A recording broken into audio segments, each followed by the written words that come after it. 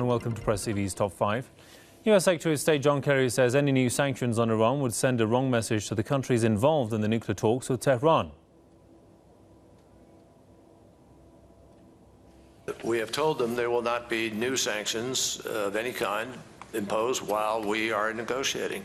So if Congress votes for new sanctions, Congress is going off on its own, and it raises a question. Most importantly, I'm not as worried about how they interpret it as I am worried about how our allies, our friends, our partners interpret it. They're part of this. I think, in a way, Kerry made the remarks in a briefing to US congressmen about the recent nuclear deal between Iran and the 5 permanent members of the UN Security Council plus Germany. Kerry said the new sanctions would eventually lead to the removal of all sanctions because the other negotiating partners would not follow suit. He said that decades of sanctions have failed to make any impact on the Iranian nuclear program. He added that President Barack Obama is committed and needs the help of Congress to resolve the nuclear issue, which he called, quote, the most urgent, critical and pressing. At one point, Kerry also said the military option against Iran is not off the table, but he stated he hopes the Iran nuclear issue can be resolved in less than 6 months. Let's talk to Edward Spanhaus, editor of Executive Intelligence Review, joining us from Washington. Welcome, sir. Mr. Spanhaus, Secretary Kerry says US allies won't follow suit if the Congress imposes new Iran sanctions. What do you make of that statement? What does that tell you? Well, what he said was that if the Congress were to impose new sanctions, Russia and China specifically would drop away from the current P5+1. And then the Europeans likely would drop away too, that they will not follow suit.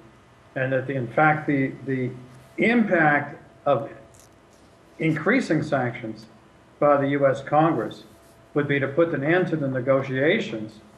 And as many others have said, I don't think Mr. Kerry said it today, that those who actually want to put more sanctions, the result of that would be that Iran would be more likely to develop a nuclear weapon than under the present course of the negotiations.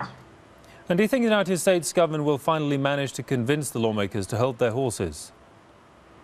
Well, this has been something that's been going on for a long time. Congress is a bit crazy when it comes to Iran and sanctions. Even under the Bush administration, Congress kept wanting to escalate sanctions, and the Bush administration often opposed that.